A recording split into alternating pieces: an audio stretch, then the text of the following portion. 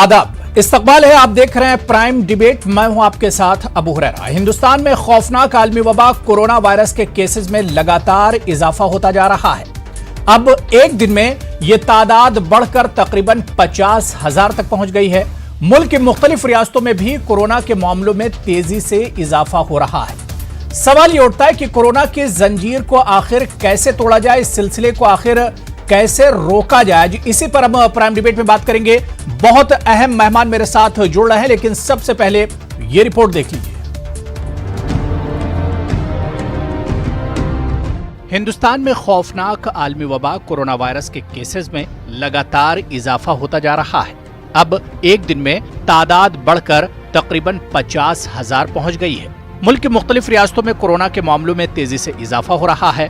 दारुल हुकूमत दिल्ली में corona virus की हालत अब कुछ कंट्रोल में है और यहां वायरस के केसेस में इजाफे की शरह में कदरे कमी वाक़ई हुई है। जुनूबी हिंदुस्तान की रियासत कर्नाटक मुतासरा अफराद की तादाद के लिहाज से चौथे नंबर पर पहुंच गई है। आंध्र प्रदेश में मुतासरा अफराद की तादाद में तेजी से इजाफे की वजह से इसने सबसे ज्यादा मुतासरा रियासतों की फहरिस्त में उत्तर प्रदेश और गुजरात को पीछे छोड़ दिया है। आबादी के लिहाज से मुल्क की सबसे बड़ी रियासत उत्तर प्रदेश कोरोना वायरस के केसेस के मामले में गुजरात को पीछे छोड़कर छठे नंबर पर आ गया है। मुल्क की मगरबी रियासत गुजरात कोरोना वायरस के केसेस के मामले में 7वें नंबर पर आ गई है, लेकिन अमवात की तादाद के लिहाज से ये महाराष्ट्र, दिल्ली और तमिलनाडु के बाद चौथे नंबर पर है। कुल मिलाकर अब कोरोना का खौफ मुल्क के देही और दूरदराज के इलाकों में भी देखने को मिल रहा है। अभी तक मुल्क के बड़े शहरों या अजला तक कोरोना के केसेस महदूद थे, लेकिन अब कोरोना वायरस ने मुल्क के देही इलाकों में भी पैर पसार लिए हैं, जिसके चलते खतरा मजीद बढ़ गया है। मुल्क की कई रियासतों में खतरे को देखकर लॉकडाउन का ऐलान किया गया है। कई रियासतों में सख्त कदम भी उठाए जा रहे हैं, लेकिन सवाल ये उठता है कि कोरोना की जंजीर को कैसे तोड़ा जाए। मुल्क में अनलॉक के बाद से हालात मजीद खराब हुए हैं। ऐसे में मार्केट, मजहबी मकामात और भीड़ भाड़ वाली जगहों पर लोगों का आना जाना लगा हुआ है। ऐसे में कोरोना वायरस को शिकस्त देना मुश्किल भी साबित हो रहा है। कोरोना का सिलसिला भी अब दराज होता जा रहा है, जिसके चलते तिब्बी अमले का हौसला भी पस्त होने लगा है। सरकार और इंतजामिया को कोरोना वायरस से निपटने के लिए अब कोई मजबूत लाही अमल तैयार करना होगा। कोरोना का वैक्सीन कब तक आएगा, अभी ये कहना जल्दबाजी होगी, और वैक्सीन आने के बाद कितना कामयाब होगा, वैक्सीन कितनी जल्दी बाजार में दस्तयाब होगा और कितने लोगों को आसानी से मिल पाएगा, ये ऐसे सवालात हैं जिनका जवाब किसी के पास नहीं है। Bureau report, news 18 Urdu.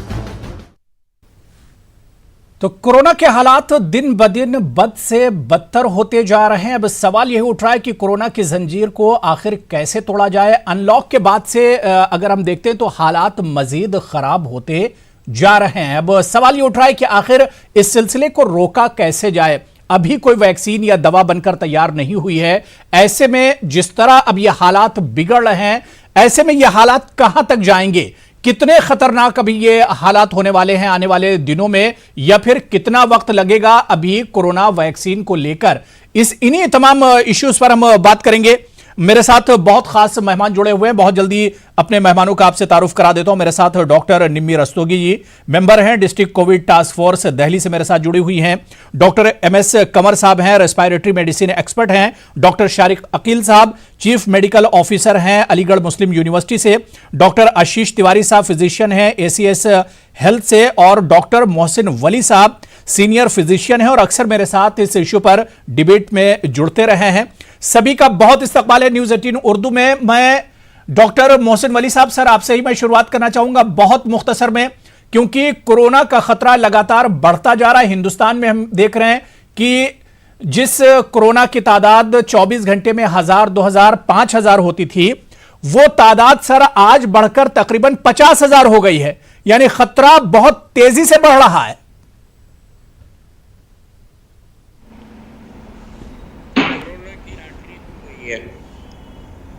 Corona की खुल गई है लॉटरी, और हम लोग समझ नहीं रहे हैं जी, और हम लोग फॉलो कर रहे हैं बोल्सोनारो के मुल्क को, ब्राजील को। हम लोग फॉलो कर रहे हैं अमेरिकन की आजाद ख्याली को। हम लोग मास्क नहीं पहन रहे हैं, हम लोग कहना नहीं मान रहे हैं, हम लोग बाहर घूम रहे हैं, हम लोग कह रहे हैं बच्चों के स्कूल खोल दो, जिम खोल दो, पब खोल दो, मसाज पार्लर खोल दो, स्कूल खोल दो। ये नहीं होना है, अभी नहीं होना है जी। ये बिल्कुल नहीं होना है। अभी कोरोना को पहले काबू में कर लें। इतना बड़ा माइग्रेशन हुआ था, उसकी वजह से गांवों के इलाकों में कोरोना फैल गया है। कल गुजरात में बहुत सारे केसेस हुए। गुजरात में कोरोना ने अपना रंग रूप भी बदला है। कल मैंने एक चैनल पे इस पे बयान भी दिया है। इस पे भी रिसर्च हो रही है कि कोरोना रंग कैसे बदल रहा है अपना, यानी म्यूटेशन कर रहा है क्या। और सबसे बड़ी जो बात है वो ये है कि हम खुद अपनी हिफाजत, जब तक आपने कहा वैक्सीन नहीं आता है, तो ये मैं तो अभी क्या कह रहा हूं लोगों से, डबल मास्क लगाओ, 2 मास्क लगाओ। मैं 2 मास्क लगा के बैठा हूं।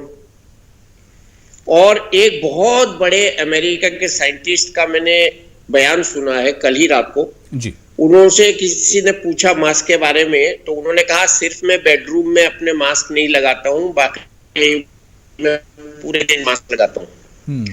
तो इस वक्त हमको 2 मीटर दूर रहना है कोरोना से। जो सीक्रेट केसेस हैं, जो एसिम्प्टोमेटिक केसेस हैं, उनका कोरोना दिखाई नहीं दे रहा है।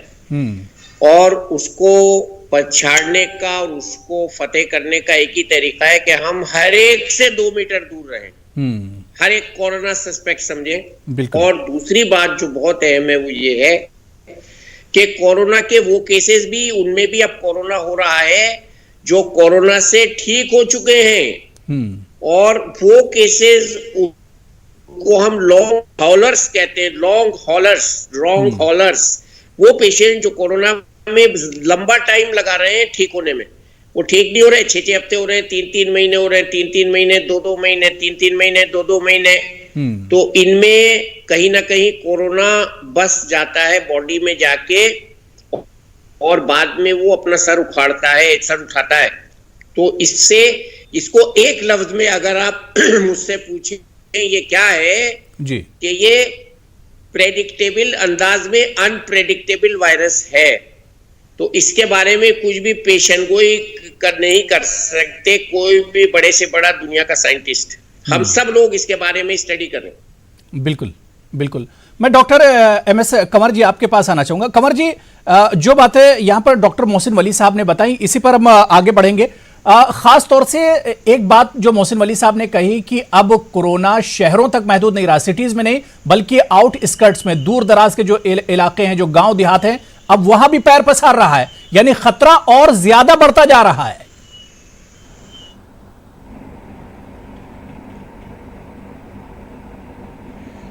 अबू भाई, ये तो एक आग थी, आग है जो जहां जहां जल गया वहां तो शांत हो रही है, लेकिन जहां नहीं लगी वहां लगेगी।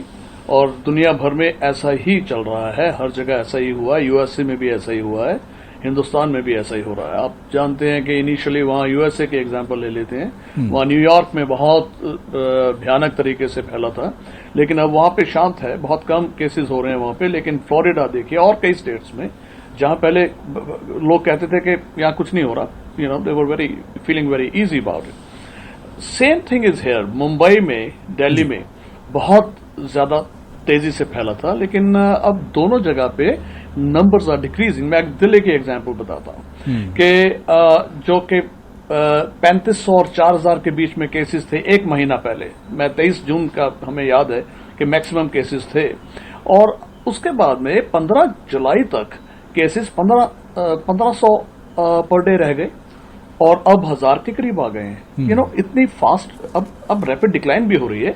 लेकिन ये जहां जहां नहीं हिंदुस्तान में हुआ, उस स्टेट्स में जहां पे नहीं हो रहा था या बहुत कम था, वहां फैल रहा है। सो ऑब्वियसली हिंदुस्तान बहुत बड़ा मुल्क है, बहुत ज्यादा पॉपुलेशन है, तो यहाँ पे आग जहां जहां नहीं लगी वो लगेगी, लेकिन शांत भी होती जाएगी। बिल्कुल। डॉक्टर निम्मी रस्तोगी जी, क्योंकि जिस तरह से अभी डॉक्टर एमएस कंवर साहब कह रहे थे कि ये आग है और जहां नहीं लगी ये आग तकरीबन हर जगह पहुंचेगी। दिल्ली की अगर हम बात करें तो पिछले कुछ दिनों से दिल्ली में अच्छी खबर आ रही है, दिल्ली में हालात बहुत हद तक बेहतर हो रहे हैं। लेकिन क्या इस पर खुश होना चाहिए कि हालात बेहतर हो रहे हैं? ऐसा भी हो सकता है जिस तरह से अभी डॉक्टर मोहसिन वली साहब कह रहे थे कि जो कोरोना से ठीक हुआ है दोबारा उस पर फिर से अटैक हो रहा है कोरोना का।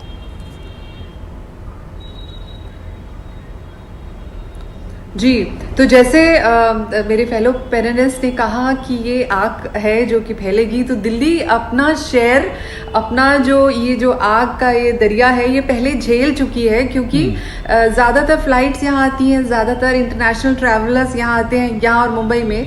तो शुरुआत में दिल्ली का अपना जो उसका हिस्सा, उसमें जो इन्फेक्शन आया वो पैंडेमिक के पैटर्न के ज़रिए वो झेल चुकी है, वो अपनी पीक मेरे ख्याल से हासिल कर चुकी है। तो 4000 केसेस से डाउन होते होते आज हम 1000 से भी कम केसेस पे आ गए हैं। तो हर एक पैंडेमिक का एक पैटर्न होता है जो कि डिपेंड करता है कि वहाँ की जो हेल्थ डिपार्टमेंट है और स्टेट मैनेजमेंट है वो कैसे इसको डील करता है। लेकिन ये बढ़ता है, फिर ये घटता है और ये फिर स्टैटिक हो जाता है। तो इसमें कोई हैरानी वाली बात नहीं है। अब यहाँ से आगे जो जा रहा है, तो ये सबक और स्टेट्स को सीखना चाहिए कि किस तरह से बड़े शहरों में या दिल्ली और मुंबई में किस तरह से कंटेनमेंट किया गया, होम आइसोलेशन किया गया, हॉस्पिटल बेड्स अरेंज किए गए, ताकि वो इससे सबक सीख के अपने स्टेट्स, अपने ज़िले में भी इसको कम कर सकें। तो ये तो पैटर्न है, ये तो चलेगा। आज हम कह रहे हैं कि दिल्ली में 85% रिकवरी है, वो इसलिए है कि ज़्यादा लोग रिकवर हो रहे हैं और कम लोग बीमार पड़ रहे हैं। तो जिसकी वजह से वो जो गैप है वो घटता जा रहा है। हम चाहेंगे बाकी स्टेट्स में, बाकी शहरों में भी ये गैप धीरे धीरे घटता जाए, पहले स्टैटिक हो फिर ये घटता जाए। इसके लिए बहुत मेहनत करनी पड़ेगी स्टेट अथॉरिटीज को, हेल्थ डिपार्टमेंट को, और वो सबक ले सकते हैं दिल्ली और मुंबई जैसे शहरों से। बिल्कुल बिल्कुल। डॉक्टर शारिक अकील साहब, क्योंकि डॉक्टर निम्मी ने या जो इससे पहले जिन पैनलिस्ट ने अपनी बात रखी, सबने यही कहा कि शहरों में अब हालात कदरे बेहतर हो रहे हैं, लेकिन क्या आपको लग रहा है कि अब जो हालात हैं शहर से निकलकर ये आग अब गांव देहात की तरफ बढ़ रही है? लेकिन क्या आपको ये नहीं लगता है कि शहरों में इस पर एक तरह से काबू पाया गया, वहां पर तमाम सहूलियात और फैसिलिटीज थी, लेकिन अगर गांव देहात में हालात बद से बदतर हुए या केसेस बढ़े तो वहां पर एक मुश्किल आएगी इंतजामिया के सामने, सरकार के सामने?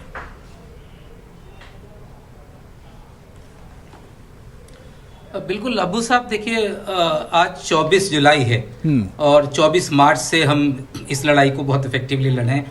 आज 4 महीने पूरे हो गए हैं, आप देख रहे हैं।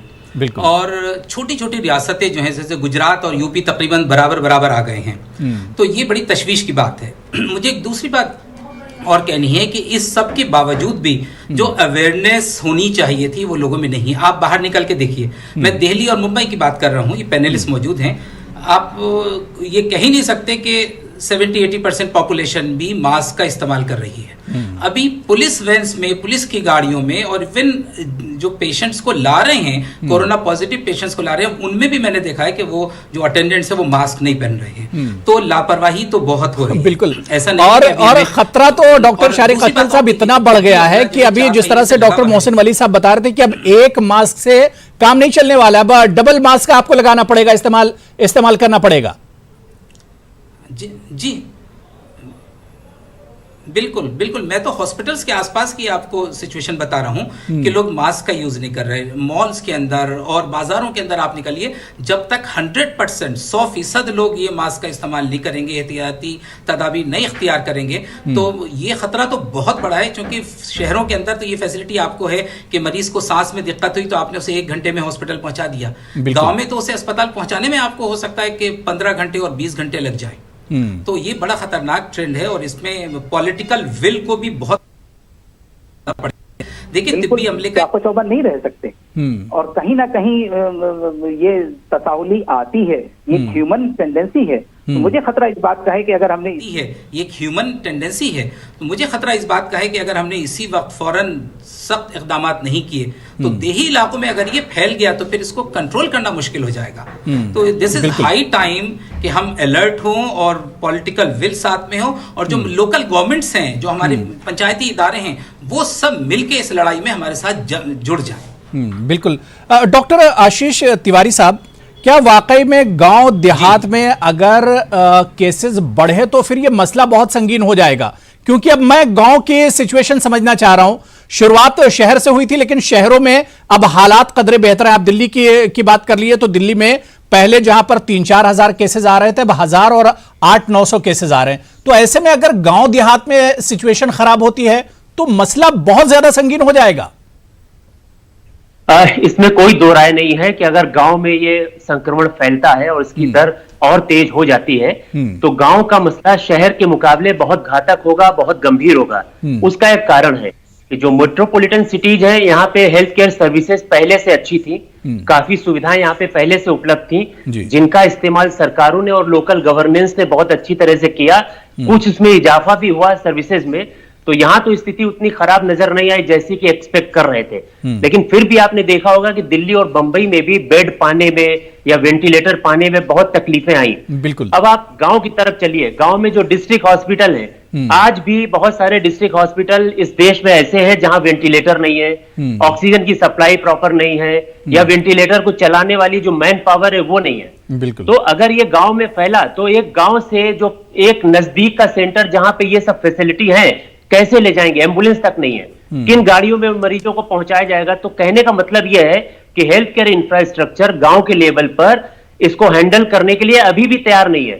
अगर ये गांव में तेजी से फैलता है तो बहुत भयंकर त्रासदी होने वाली है। सरकारों को अभी से देखिए, लॉकडाउन एक पॉज बटन थी, जिस समय हमें गांव तक ये हेल्थ केयर सर्विसेज को पहुंचा देना चाहिए था और एक नेटवर्क कैसा तैयार हो जाना चाहिए था कि गांव से 10-20 किलोमीटर की दूरी पे एक हेल्थ केयर सर्विस अवेलेबल हो। सरकार ने इसमें कहां तक सफलता पाई हमारी अभी एक्सेस नहीं है जानने में। फिर भी जो खबरें आ रही हैं अभी भी डेफिशिएंसी बहुत है, इसलिए गांवों में जब ये संक्रमण फैलेगा तो हमारे सामने बहुत बड़ी त्रासदी आने वाली है। बिल्कुल, ये खतरा मजीद एक तरह से संगीन होता चला जाएगा और खतरा मजीद बड़ा होता चला जाएगा। डॉक्टर मोहसिन वली साहब, जो बात हुई कि अभी अवेयरनेस की कमी है या जितना बड़ा खतरा था या जितना वक्त गुजर चुका है, शारिक अकील साहब कह रहे थे कि आज 4 महीने मुकम्मल हो गए जब से लॉकडाउन लगा या मुल्क में केसेस आने शुरू हुए। इन 4 महीनों में क्या लगता है डॉक्टर मोहसिन वली साहब की इंतजामिया और सरकार को जितनी सीख लेनी चाहिए थी शायद उस पर उतना काम हुआ नहीं? इंतजामिया और सरकार ने तो लोगों को बताया है कि आप मास्क लगाइए, घर से मत निकलिए। लॉकडाउन खोलने का मतलब ये नहीं है कि सब आपे से बाहर हो जाए, सब निकल पड़े, सब डांस के मूड में आ जाए, सब होटलों में खाना खाने चले जाए। इंतजामिया और सरकार ने आपके लिए टेस्ट का इंतजाम भरपूर कर रखा है, आइए टेस्ट कराइए। एक वॉक इन टेस्ट कुछ लैब ने शुरू किया है। ये एंड्रू पोलार्ड साहब हैं जी, पता नहीं इनकी शक्ल आप तक पहुंची कि नहीं। एंड्रू पोलार्ड जी, ये ऑक्सफोर्ड के सबसे बड़े साइंसदान हैं। कल इन्होंने बहुत ही बढ़िया इंकशाफ किया है जी। इन्होंने ये कहा है कि इंडिया जो है सबसे बड़ी तादाद में वैक्सीन को अपने यहाँ और वर्ल्ड में डिलीवर करेगा। लेकिन इसके साथ साथ ये भी कहा है कि 2021 की जनवरी में इंडिया में अमेरिका से भी ज्यादा केस हो जाएंगे। अब बताइए इन्होंने क्या दोहरा संदेश दिया है, और ये अखबारों में आया, हिंदू की आर्टिकल है, मैं नहीं कह रहा हूं, पोलार्ड साहब ने कहा है। बिल्कुल। अब पोलार्ड साहब को ये एहसास क्यों हुआ?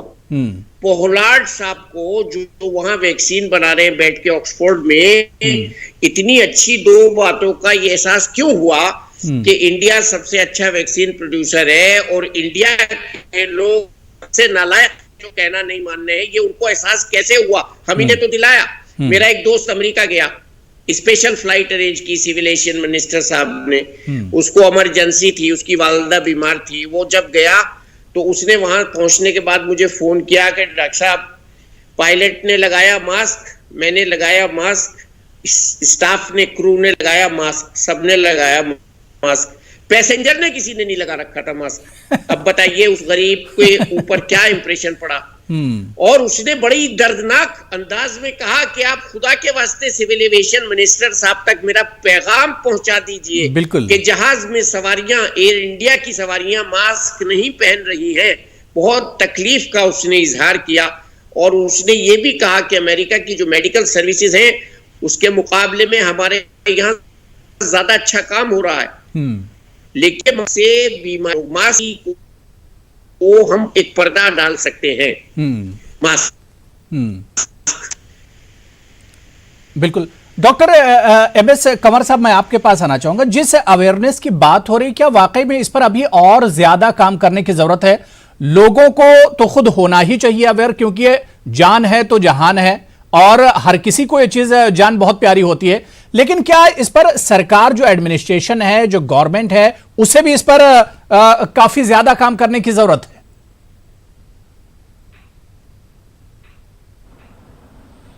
काम किया भी है।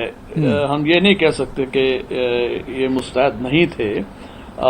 मेरे ख्याल में जितना कोरोना के वक्त में सेंट्रल गवर्नमेंट और इवन स्टेट गवर्नमेंट्स ने जितनी मेहनत की है, इतना पहले एटलीस्ट मैं 45 साल से तो मैं मेडिसिन से डील कर रहा हूं एज ए फिजिशियन, तो मैंने तो नहीं देखा एंड ऐसा मौका भी नहीं मिला, क्योंकि इस तरह की त्रासदी कभी आई भी नहीं। बिल्कुल। लेकिन उसके बावजूद अब जितना भी करें कम लगता है, और लोगों को एक ही चीज बार बार दिखाई जाती है। टेलीविजन में कोई चैनल ऐसा नहीं जो कोविड को लेके दिन में कई बार कुछ ना कुछ रन नहीं करता। और ये चीजें जो हैं, मास्क, डिस्टेंसिंग और सैनिटाइजेशन, ये इतनी कॉमन हो चुकी हैं कि दिमाग में रट जानी चाहिए। अगर फिर भी उसको लोग फॉलो नहीं करते, तो this is something to do there with their mentality. ये ये नहीं कि उनको पता नहीं है, उनको पता है, अच्छी तरह से पता है, लेकिन लापरवाही को ही आप एक इसका रीजन बता सकते हैं। एनीवे, सवाल यह है कि क्या हम इसके ज्यादा से ज्यादा कुछ कर सकते हैं? There is always a need to improvement. कभी भी आदमी पीक पे नहीं पहुंच पाता, सो कर तो कई कुछ सकते हैं, लेकिन उसको फॉलो तो पब्लिक ने करना है। और ये पता भी है कि ये जो इसकी ट्रांसमिशन है ये किस तरीके से होनी है। लेकिन दूसरा चीज एक और भी एस्पेक्ट है कि ये अब एक ऐसी सिचुएशन में हम पहुंच गए हैं 3-4 महीने के बाद में, कि लोग ये सोच रहे हैं घर में बैठे बैठे तंग आने के बाद कि यार जो होगा देखा जाएगा। So that is the psychology which has gradually evolved over the last many months. तो अब ये एक उसी की वजह है कि आप सड़कों पे भी ट्रैफिक देखते हो। अब शॉप्स पे भी आपको लगता है कि जो मास्क पहना हुआ है या थोड़ा बहुत सैनिटाइजेशन कर रहे हैं, वो ज्यादा फॉर्मेलिटी की वजह से कर रहे हैं, ताकि लोग दूसरा कोई ये ना पूछे कि ये सर क्यों कर किए जा रहे हो। There is more of formality, but still जितना भी हो जाए उतना ही कम है। So I think we should continue to do that. और दिल्ली की जहां तक बात रही, एक सर्वे हुआ था रिसेंटली, अभी थोड़े दिन पहले उसकी रिपोर्ट आई कि 25% लोगों में इम्यूनिटी डेवलप हो गया। I mean this is amazing. I mean can you believe? आप ये कहना चाहते हैं कि 2 करोड़ की पॉपुलेशन में से 50 लाख पॉपुलेशन ऑलरेडी इन्फेक्टेड है। 50 लाख, अगर 50 लाख वाकई में इन्फेक्टेड है दिल्ली में, तो डेथ कितनी हुई? 3700 अगर 50 लाख में से डेथ हुई, तो हमारी मोर्टेलिटी फिगर क्या है? 0.5%। बिल्कुल। और what is 0.5%? Less than that. जबकि दुनिया भर में ये फिगर्स 5%, 4%, 5% के करीब है। और हिंदुस्तान में भी, दिल्ली में भी आप लेंगे तो 3.3% बताई जा रही है, जो कैलकुलेशंस हैं। तो ये जो फिगर्स हैं, हमें जो जितनी स्टडीज हैं, रिपोर्ट्स हैं, उसको we have to take it with a pinch of salt, के हर एक चीज को एक्सेप्ट नहीं हम कर सकते। किस तरीके से कंडक्ट किया गया सर्वे। सो ये सारी चीजें हैं कि दिल्ली में या मुंबई में आग लगी और धीरे धीरे काफी तेजी से बुझ भी गई, लेकिन उसमें कितने लोग इन्वॉल्व हुए? क्या 50 लाख दिल्ली में इन्फेक्ट हो गए? I don't believe that. लेकिन स्टिल द पॉइंट इज कि हमारी ग्रेजुअली इस तरीके से इम्यूनिटी भी बढ़ रही है। अब जरूरी नहीं है कि हम कहें कि हमारी ह्यूमरल इम्यूनिटी, जो कि हम IgG टेस्ट करके पता करते हैं कि लेवल क्या हो गया, जरूरी नहीं है। हो सकता है टी लिम्फोसाइट इम्यूनिटी डेवलप हो रही है, और उस वजह से ज्यादातर लोग सेल्फ इम्यूनाइज हो रहे हैं, और तभी हमारे हॉस्पिटल्स में केसेस अब बड़े कम आ रहे हैं। वो हालत नहीं थी, जो प्रेशर था हॉस्पिटल्स पे, वो नहीं। हमारे हॉस्पिटल में देख लीजिए, एक स्टेज थे कि 280 पेशेंट, 230-20 केसेस होते थे कोविड के, और तकरीबन 120-30 केस होते थे नॉन कोविड। और जबकि अब उल्टा हो गया, 200 अब 120 के करीब कोविड के केस हैं, और तकरीबन कमी आ रही है, 200 के करीब नॉन कोविड केस है। सो ग्रेजुअली लोगों में कमी आ रही है। और सो डॉक्टर निमिर, क्योंकि दिल्ली की बात करके अरविंद केजरीवाल जी ने, अब उनका एक बयान में पढ़ रहा था, उन्होंने कहा कि दिल्ली ने हर्ड इम्यूनिटी में काफी इस पर काम किया है, जिसकी वजह से हम कोरोना पर एक तरह से अब जीत पा रहे हैं, कोरोना से लड़ पा रहे हैं।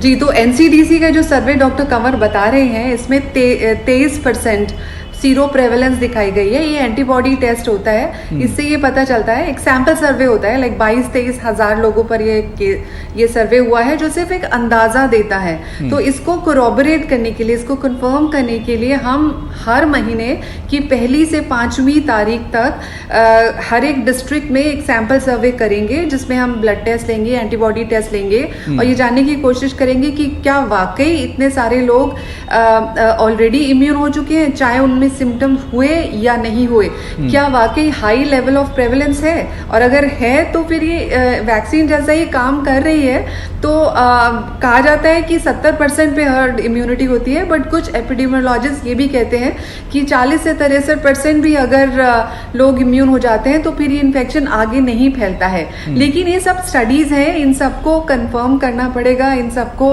एक्चुअल सिनेरियो में देखना पड़ेगा। पर हाँ, ये बात सही है कि दिल्ली में केसेस में कमी आई है।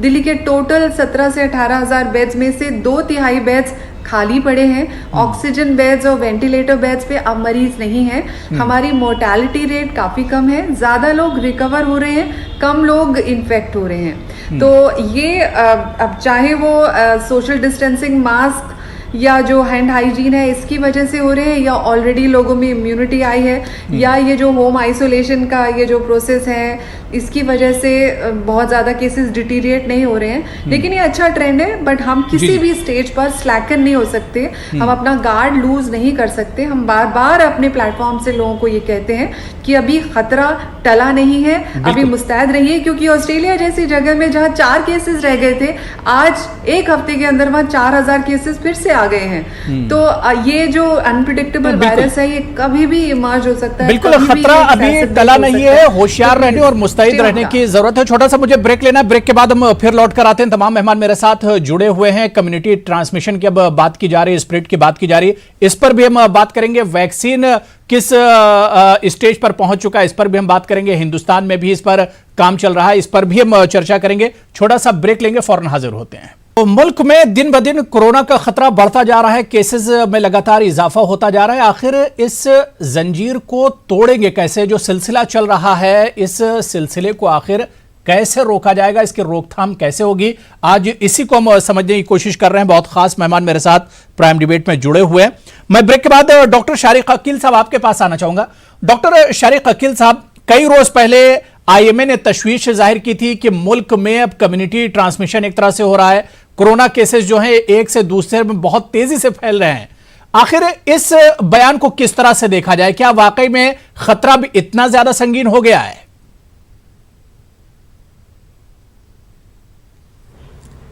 अबू साहब देखिए, एक दिन में पिछले 24 घंटे में तकरीबन 50,000 केस निकले हैं। बिल्कुल, तो ये किसी तरफ तो हमें मुतवज्जे कर रहे हैं। दूसरी बात मैं फिर कहना चाहूंगा, देखिए ये जितनी स्टडीज फाजिल पैनलिस्ट कह रहे हैं, सीरो कन्वर्जन देखा गया है या जो एंटीजन टेस्ट किए गए, ये ज्यादातर अर्बन बेस्ड हैं, ये शहरी इलाकों में किए गए हैं।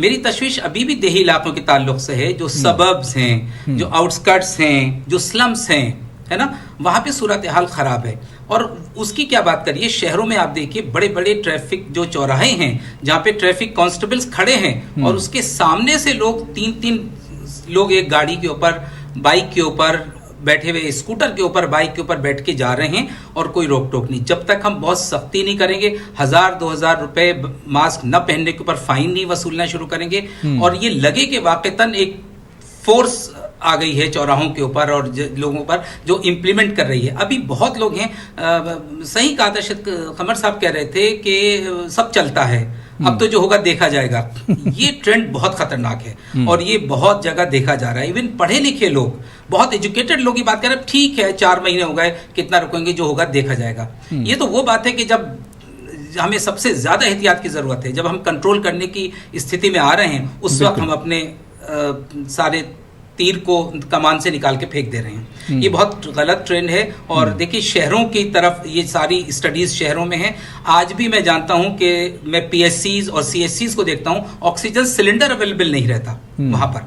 तो खुदा न खास्ता वहां अगर इस तरह की सिचुएशन हुई, यूपी और दूसरी रियासतों से लोग वाकिफ हैं, तो वहां पे क्या सूरत हाल होगी। मैं अभी भी कहूंगा कि बुनियादी जो चीजें हैं, सोशल डिस्टेंसिंग, मास्क का इस्तेमाल, वली साहब ने सही कहा, डबल मास्क का इस्तेमाल, और ये चीजें जो एक दिन में 50,000 केस आना, 800 से ज्यादा डेथ होना, बावजूद इसके कि हम शहरों में इंप्रूव कर रहे हैं, लेकिन ये सारे केसेस आतो खैर जाहिर है हिंदुस्तान से ही रहे हैं, तो बिल्कुल हो सकता है कि ये कम्युनिटी ट्रांसफर की तरफ इशारा कर रहा हो। मेरा पॉइंट ये है कि इस वक्त हमें और ज्यादा जागरूक होना है और ज्यादा इफेक्टिविटी के साथ, और देखिए इस वैक्सीन से एकदम से ये नहीं होना चाहिए कि वैक्सीन आ जाएगी तो सब खत्म होगा, बिल्कुल ये नहीं सोचना चाहिए। एक्सपर्ट यहाँ बैठे हैं, वैक्सीन के साथ सबसे बड़ी इशू सेफ्टी होती है, वैक्सीन की इफेक्टिवनेस देखी जाती है और उसके फेजेस होते हैं, फेज 1, 2 और 3, उसमें एक लार्ज सैंपल पे स्टडी की जाती है, तब वो वैक्सीन आम इंसान तक पहुंचती है। तो इस खुशबानी, बल्कि जो भी होगा वो हमको खुद करना होगा, आवाम को ग्राउंड लेवल के ऊपर एक एक हिंदुस्तानी को ये समझना होगा कि इस वक्त ये हमारी नेशनल सिक्योरिटी से कह सकते हैं को खतरा है। जब तक हर हिंदुस्तानी महफूज रहेगा, अगर शहरों में रहने वाले लोग ये सोचें कि अर्बन एरियाज में तो कोरोना खत्म हो गया, अब माइग्रेशन इतनी मोबाइल है कि अर्बन और रूरल का बहुत ज्यादा डिफरेंस रहा नहीं है, तो इसलिए खतरा शहर वालों को भी उतना ही है जब तक ये देही इलाकों के अंदर हमारा हेल्थ स्ट्रक्चर मजबूत नहीं होगा। बिल्कुल बिल्कुल। मैं डॉक्टर आशीष तिवारी जी आपके पास आना चाहूंगा, क्योंकि वैक्सीन पर भी हम बात करेंगे। डॉक्टर शारिक अकील साहब ने जिस तरह से कहा कि अगर वैक्सीन आ भी जाता है तो उसके बाद कितने लोगों तक पहुंचेगा, कितना कारगर होगा, और जिस तरह से कोरोना अपनी शक्लें बदल रहा है, हैयत बदल रहा है, उस पर कितना कारगर होगा, यह भी एक सवाल है। लेकिन मैं डॉक्टर आशीष तिवारी जी, जिस तरह से खतरा वो गांव देहात में बढ़ रहा है और इसके अलावा जो आउटस्कर्ट्स हैं वहां पर खतरा बढ़ रहा है, ऐसे में लोगों को क्या कुछ करने की जरूरत है? शहरों में तो बहुत से ऑप्शन होते हैं, शहरों में बहुत सी सहूलियात होती हैं, लेकिन गांव देहात में लोगों के पास ऑप्शंस बहुत कम होते हैं। क्या कुछ करें गांव के लोग जब ये खतरा गांव की तरफ बढ़ रहा है? जी देखिए, सबसे पहले प्रिवेंशन वाली बात करी जाए, जो कि बार बार पिछले 4 महीनों से हर रोज सिखाई जाती है मीडिया में या और सब जगहों पर। SMS यानी कि हैंड सैनिटाइजेशन, मास्क पहनना और सोशल डिस्टेंसिंग 2 मीटर की, ये मैसेज अपने आप में हर आदमी तक पहुंचा कि नहीं पहुंचा, ये एक प्रश्न है। दूसरा ये कि अगर पहुंच गया है तो इसका पालन हो रहा है कि नहीं, ये दूसरा सवाल है। आप देखिए कि हिंदुस्तान में पॉलिटिकल पार्टीज का नेटवर्क इतना स्ट्रांग है कि घर घर जब चुनाव की पर्ची होती है, हर घर में वो पर्सनली पहुंच जाती है, वो बड़े एक्टिव होते हैं, हर एक से कनेक्ट होते हैं। बिल्कुल। तो क्यों ना इस समय सारी पॉलिटिकल पार्टीज एक ऐसी स्ट्रेटजी बना ले कि जो ये प्रिवेंशन का मैसेज है, इसको ना सिर्फ वहां पर पहुंचाएं, और हर गांव में जैसे सरपंच होता है, सियासी पार्टियों की नजर तो इस हालत में भी अपनी सियासत पे ही टिकी हुई है उनकी नजरें। जी, तो मैं कह रहा हूं कि अगर गांव के सरपंच को एक नोडल ऑफिसर बना दिया जाए जो अपने गांव की पूरी देखभाल करे, इंप्लीमेंट करे और सर्विलेंस करे, और वहां से डेली रिपोर्टिंग करता रहे। अगर इस लेवल पे हमने जाके कोई स्ट्रेटजी डेवलप करी और इसको नेटवर्क में जोड़ना पड़ेगा डिस्ट्रिक्ट और स्टेट लेवल पे, तब जाके हमें डेटा मिलेगा कि कहां कैसे केसेस पैदा हो रहे हैं, ये हमारी पॉलिसीज इंप्लीमेंट हो पा रही कि नहीं। ये एक पार्ट हो गया। ये हो गया हमें समझाना, उन लोगों को अवेयरनेस बढ़ाना, जो कि अभी चल नहीं रही है। शहरों में और गाँव में सब जगह लोग जानते हुए भी अब लापरवाह हो गए, उनमें डर निकल गया है। बिल्कुल। दूसरा ये कि शहरों में, जैसे मैंने पहले कहा था कि शहरों में हेल्थ केयर की व्यवस्था थोड़ी सुधरी हुई है, गांव में हालत बहुत खराब है। अगर इतने सीवियर केस गांव में आने लगे तो वहां पे संभालना मुश्किल होगा। तो सरकार को अभी भी गांव में हर 20, 30, 40 किलोमीटर पे एक ऐसा भले टेम्परेरी सेंटर बना दे जहां पे इमरजेंसी केयर अवेलेबल हो। वो ये स्टेट्स तो गवर्नमेंट के पास ही अवेलेबल है, उसको ही मालूम है कहां पे कमी है कहां पे नहीं। अभी भी प्रोएक्टिव होके बहुत तेजी के साथ हेल्थ केयर इंफ्रास्ट्रक्चर को बहुत मजबूत करना है। और ये नेटवर्क अगर हम अभी भी क्रिएट कर ले प्रिवेंशन का और ये ट्रीटमेंट वाला, तो जो कोरोना का खतरा है आने वाले समय में, जो गांव में अभी संभावित दिख रहा है, काफी हद तक हम उसको मैनेज कर पाएंगे। अगर हमने इसमें लापरवाही अभी कर दी तो आने वाला समय बहुत भयावह हो सकता है।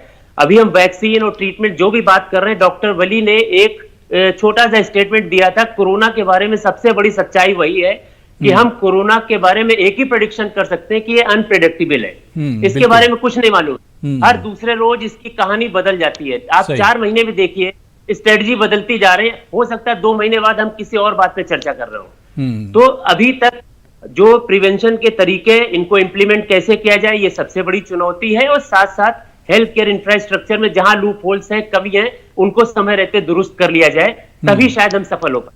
बिल्कुल। डॉक्टर मोहसिन वली साहब, मैं आपके पास आना चाहूंगा। डॉक्टर मोहसिन वली साहब, एक तरफ तो WHO कहता है कि अभी कोरोना के हालात बद से बदतर होंगे, अभी हालात बहुत ज्यादा खराब होंगे, लेकिन दूसरी तरफ स्टेटमेंट WHO का आता है कि हिंदुस्तान कोरोना को शिकस्त दे सकता है। दो अलग अलग बयान है, किस तरह से इन दोनों बयानों को आप देखते हैं?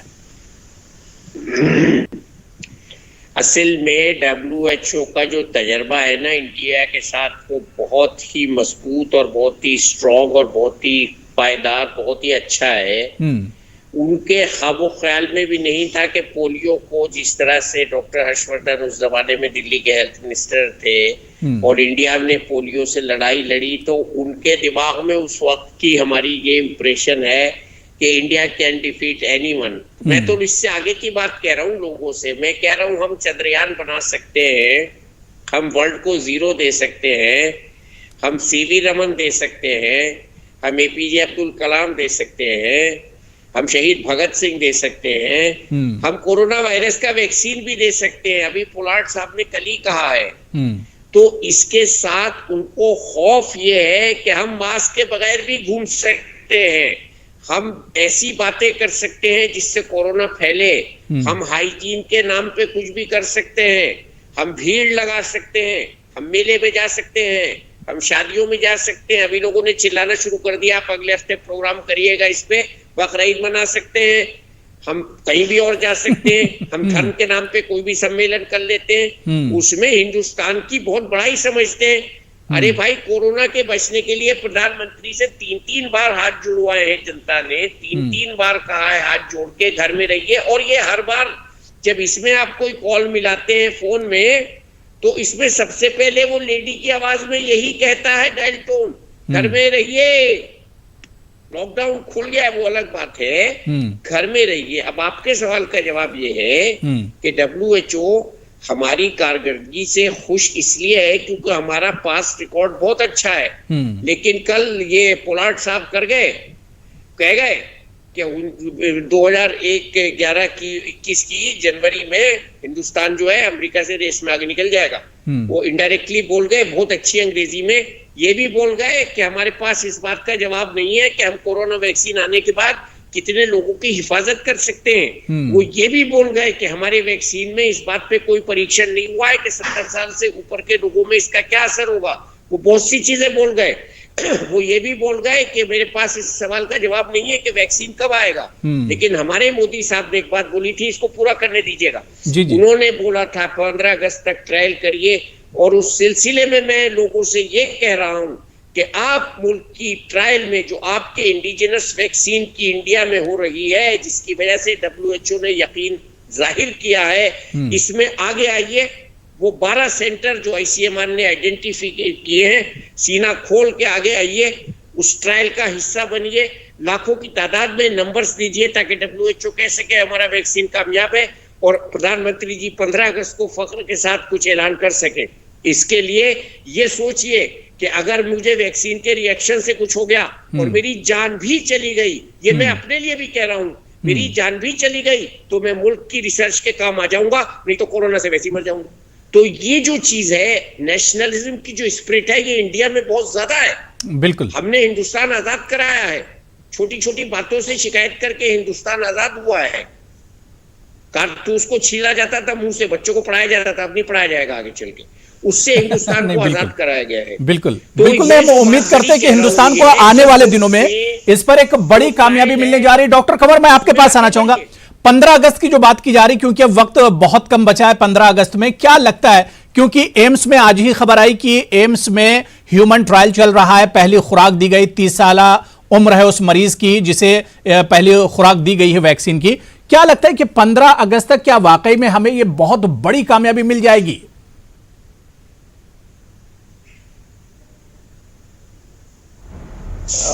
अबू जी, ये तो इम्पॉसिबल है। 15 अगस्त के आप सोच भी नहीं सकते। अभी तो फेज 1 के एनरोलमेंट पेशेंट्स की शुरू हुई है। वो जब एनरोलमेंट पूरी होगी उसके बाद फेज 2 में जाएंगे, उसके बाद उसके रिजल्ट्स देख के फिर फेज 3 में जाएंगे। हमारे कोवैक्सिन का जो इंडिया में ट्रायल चल रहा है, जो कि भारत बायोटेक और ICMR और NIV पुणे की कोलैबोरेशन में चल रहा है, उसी की हम बात कर रहे हैं, उसमें अभी काफी वक्त लगेगा। उससे तो बल्कि ऑक्सफोर्ड की जो है मेडिसिन का जो वैक्सीन है और मॉडर्ना की जो वैक्सीन है और एक चाइना की है सामने कैंसिनो बायोलॉजिक्स, ये काफी आगे हैं। ये फेज 2 से फेज 3 में पहुंच गए हैं जी। तो फेज 3 में भी उनको टाइम लगेगा और लगता है कि उनको भी बनाने में तकरीबन इस साल का एंड हो जाएगा, क्योंकि उसमें फेज 3 में एनरोलमेंट काफी ज्यादा होती है, काफी पेशेंट्स लेने पड़ते हैं, उसके बाद में जाकर के उसके रिजल्ट्स बनाए जाते हैं, फिर सेफ्टी एफिकेसी को तो चीजें पहले ही देखी जाती हैं। तो अब 3 चीजें हैं वैक्सीन में। एक तो ये है कि हाउ अर्ली, कितनी जल्दी हम तैयार करेंगे। मुझे नहीं लगता कि इस साल के एंड तक तकरीबन अक्टूबर, नवंबर, दिसंबर तक ही जाके तैयार होगी, इससे पहले नहीं होगी। और उसके बाद मास प्रोडक्शन में भी 2-3 महीने लगेंगे। तो हालांकि ऑक्सफोर्ड वाले जो हैं वो बड़ी तेजी से कह रहे हैं कि हम 1 बिलियन डोजेस हिंदुस्तान में मोस्टली बनवा पाएंगे। उसके लिए सीरम इंस्टीट्यूट ऑफ इंडिया वगैरह they are already very active into that. और दूसरी चीज ये है कि इम्यूनिटी, कितनी लंबी इम्यूनिटी होगी। जो स्केप्टिक्स हैं वो तो ये कहेंगे कि 3 महीने में इसका इफेक्ट खत्म हो सकता है, लेकिन कई और लोगों का विचार है, वायरोलॉजिस्ट का, कि 6 महीने तक इसका इफेक्ट रहना चाहिए।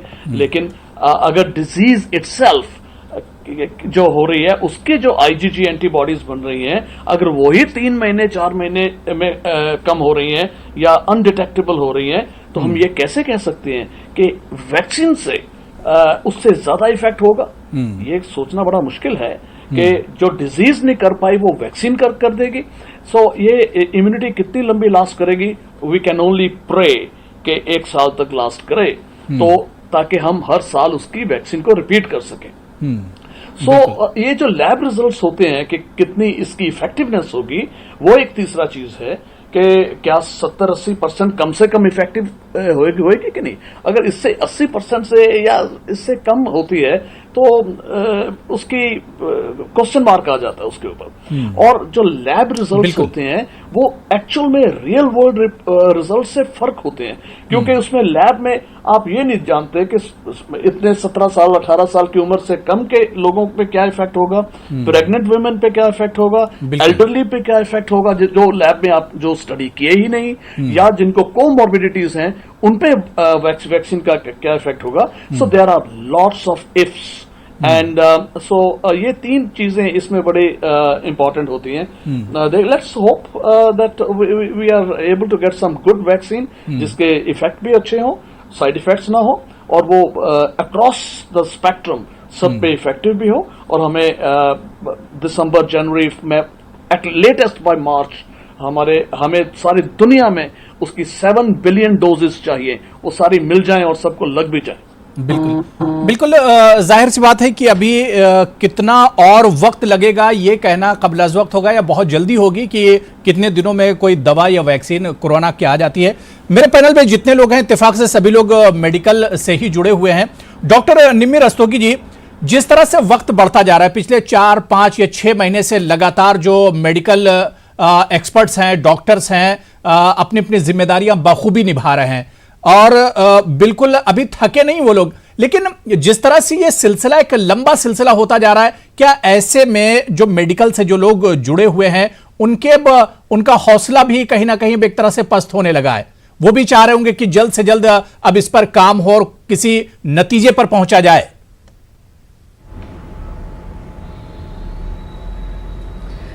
अब देखिए, as a health care worker और पैंडेमिक की सीरियसनेस को देखते हुए मुझे इस वक्त हर वो खबर बेमानी लगती है जो कोविड के एहतियात से, कोविड के इलाज से और कोविड के लॉन्ग टर्म विजन से परे हो।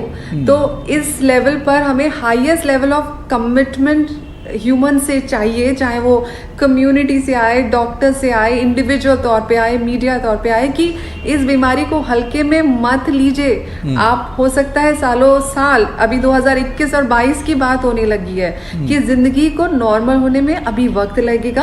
आप इसमें जो कंट्रीब्यूट कर सकते हैं कि आपके जरिए ये इन्फेक्शन आगे ना फैले, इतना ही नेशनलिज्म काफी है। हाँ, जहां तक डॉक्टर वली ने कहा कि वैक्सीन के लिए आप आगे आए ट्रायल के लिए, ये एक अच्छा आइडिया है। जो यंग लोग हैं, जो 20 से 30 साल के बीच में हैं, वो वॉलंटियर कर सकते हैं, लेकिन इसमें एथिकल डिबेट होनी चाहिए। और दूसरी बात ये डॉक्टर्स का थकना, वेल नो, मैं एक क्लिनिशियन हूँ, मुझे नहीं लगता कि ये टाइम है थकने का, हार मानने का या उत्साह खोने का। पूरी तरह से ये जंग अभी जारी है, लड़ी जा रही है। अनफॉर्चुनेटली 1300 से 1400 हमारे मेडिकल फ्रेटर्निटी के लोग इसमें ऑलरेडी इन्फेक्ट होकर करीब 100-110 डॉक्टर्स ने अपनी जान खोई है। लेकिन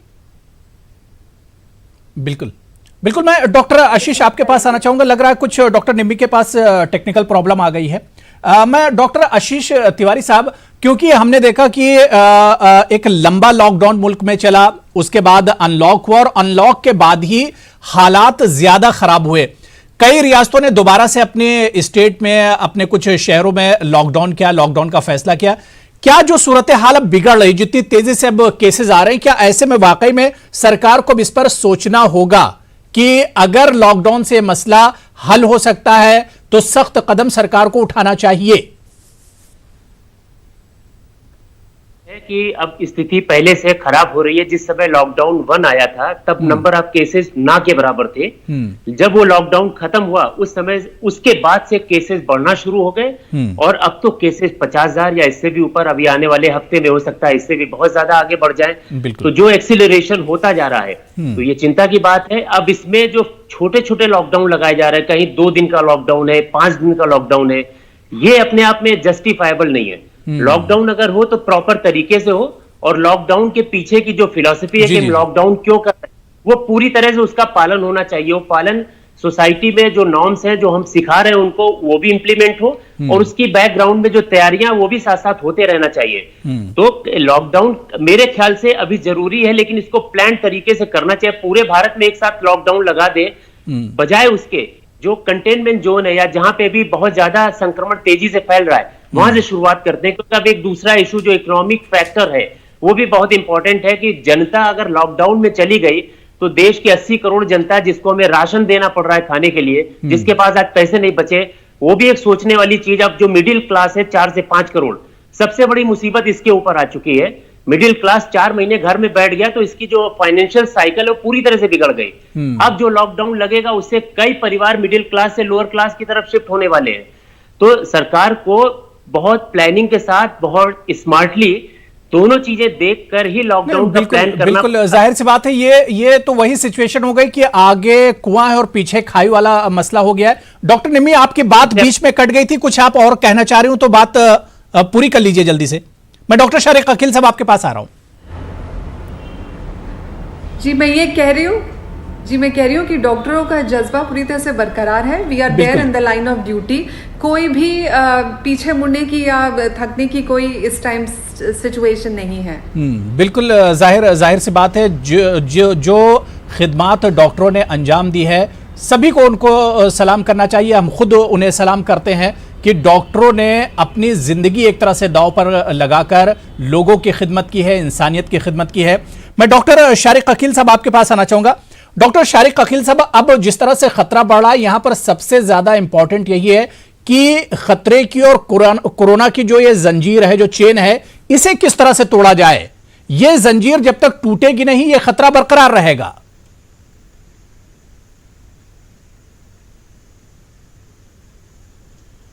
पहले तो मैं ये बताना चाहता हूं, देखिए हम डॉक्टर्स जितने, हमने तो शपथ ही इस बात की ली है कि हम जान लड़ा देंगे आखिर वक्त तक। बहुत खूब। मैं तो ये कहूंगा कि मैं अपनी जान हथेली पे लेके निकला हूं, मेरा चिराग हवाओं के रूबरू रख दो। बहुत तो जब तक हवाएं चलती रहेंगी ये हम लड़ते रहेंगे, इसमें कोई मसला नहीं है। डॉक्टर्स के यहाँ थकने का कोई लफ्ज नहीं होता, हमारे यहाँ आराम हमारे यहाँ नहीं होता। मैं 2-3 बातें कहना चाहूंगा। देखिए, ये एक बात आई थी, तिवारी भाई मेरे दोस्त कह रहे थे कि पॉलिटिकल पार्टीज का नेटवर्क है और वो काम करें। ये देखिए, पॉलिटिकल पार्टीज अपने एजेंडे पे काम करती हैं। इसी लॉकडाउन में बदकिस्मती से कहना पड़ता है कि इसी लॉकडाउन में हम मध्य प्रदेश और राजस्थान की सियासत भी देख रहे हैं। कुछ लोग बहुत सी चीजों का अपने आप सिला लेना चाहते हैं। हर्ड इम्यूनिटी हुकूमतें डेवलप नहीं करती, हर्ड इम्यूनिटी अपने आप डेवलप होती है। बिल्कुल। एक हुकूमत रियासत की कह रही थी हमने हर्ड इम्यूनिटी डेवलप कर दी। हर्ड इम्यूनिटी तो जितना एक्सपोजर होता है हर्ड इम्यूनिटी बढ़ती चली जाती है। तीसरी बात मैं कहूंगा, जितनी माइक्रोबायोलॉजी, वायरोलॉजी और वैक्सीनोलॉजी हम लोगों ने पढ़ी है, कोई डेडलाइन आप वैक्सीन पे लगा ही नहीं सकते कि आप 15 अगस्त तक वैक्सीन आ जाएगी। हो सकता है किसी को मेरी बात बुरी लगे, लेकिन जो कुछ हमने पढ़ा है ये बिल्कुल मुमकिन नहीं। खुदा करे ऐसा हो जाए, हम चाहते हैं 15 अगस्त या 1 अगस्त को आ जाए, लेकिन वैक्सीन बनाना एक साइंटिफिक प्रोसीजर, एक साइंटिफिक अमल है। उसका पॉलिटिकल एडवांटेज लेना और इस तरह से, ये मैं नहीं समझता। जिस तरह से मिनी लॉकडाउन का कोई समझ से परे है, 2 दिन का लॉकडाउन और 1 दिन का लॉकडाउन, ये इसका कोई साइंटिफिक बेसिस नहीं है। लॉकडाउन हो तो कम से कम 14 दिन का लॉकडाउन हो और उसमें हुकूमत तैयारी करे। जो चीजें, जो जाहिर है कि हुकूमतों की जिम्मेदारी है कि आवाम तक राशन, रोटी और उनको ग़िज़ा पहुंचे।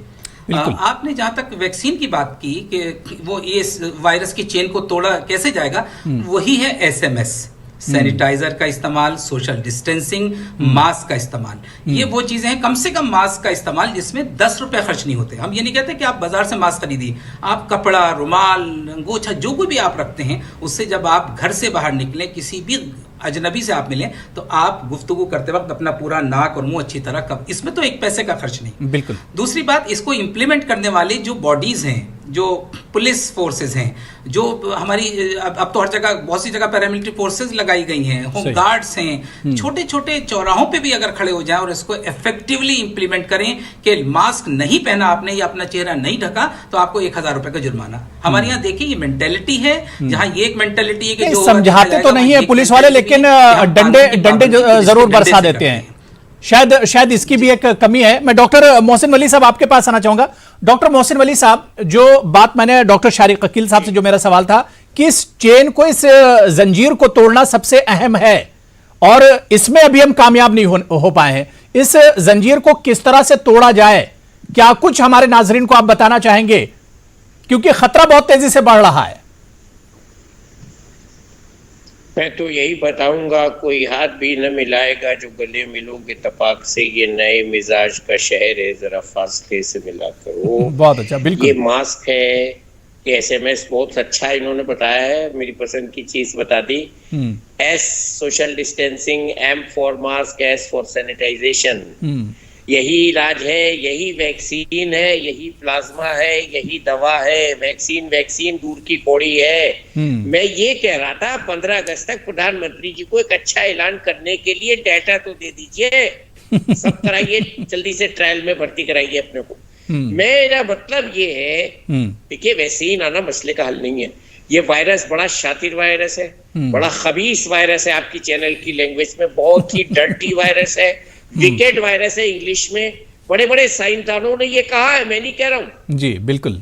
तो ये जो इसको एडजेक्टिव्स मिले हैं, ये वायरस बिल्कुल शातिर वायरस है और इससे अब हमको, ये कुछ लोगों ने यहां तक कह दिया है कि हमारे बदन में एक बार घुस गया तो निकलेगा नहीं। मैं डरा नहीं रहा हूं, मैं ये कह रहा हूं कि हम इससे बचाव कर सकते हैं। जो आपका सवाल है उसका जवाब फिर वही है, मास्क, डबल मास्क, सैनिटाइजेशन, घर में रहिए, बाहर मत जाइए, सब हाइजीन करिए, सोशल डिस्टेंसिंग करिए, ईद पे जो भीड़ पे मत करिए, नमाज को जरा घर में पढ़िए, थोड़ा आराम से रहिए और झगड़े मत करिए, घर में रहिए। बिल्कुल बिल्कुल। डॉक्टर कंवर, मैं बस 15 सेकंड आपको दे पाऊंगा, बिल्कुल टाइम नहीं बचा है। डॉक्टर कंवर, कुछ कहना चाह रहे हैं आप? एक चीज जो मैं ऐड करनी चाहता हूं जी कि मैं शुरू से कहता हूं कि आपने कहा कि ये चेन को कैसे तोड़ा जाए। चेज द वायरस के ऊपर को अपने ऊपर हावी ना होने दें। Chase the virus, do the antibody testing, diagnose who is infected, उसको आइसोलेट करें। ये chasing the virus, B aggressive towards the virus. This what my my last messages. बिल्कुल जाहिर सी बात है, खतरे की डरने की जरूरत नहीं, लेकिन खतरा बहुत बड़ा और ऐसे में एहतियात बहुत जरूरी है। और अभी भी बहुत से लोग ये मान रहे हैं कि खतरा टल गया, लेकिन खतरा अभी टला नहीं है, खतरा बहुत तेजी से बढ़ रहा है। ऐसे में पहले से ज्यादा अब एहतियात करने की जरूरत है। घरों में रहिए, अगर कोई जरूरत नहीं है तो घरों में रहिए, मास्क का इस्तेमाल कीजिए, सैनिटाइजर का इस्तेमाल कीजिए, बार बार हाथ धुलते रहिए। और तमाम डॉक्टरों ने, तमाम एक्सपर्ट्स ने जो मेरे साथ जुड़े हैं, सबने बहुत अच्छी बातें बताई। सभी का बहुत बहुत शुक्रिया। डॉक्टर निम्मी रस्तोगी जी, डॉक्टर एम एस कमर साहब, शारिक अकील साहब, आशीष तिवारी जी और डॉक्टर मोहसिन वली साहब, सभी का बहुत बहुत शुक्रिया प्राइम डिबेट में जुड़ने के लिए। आदाब।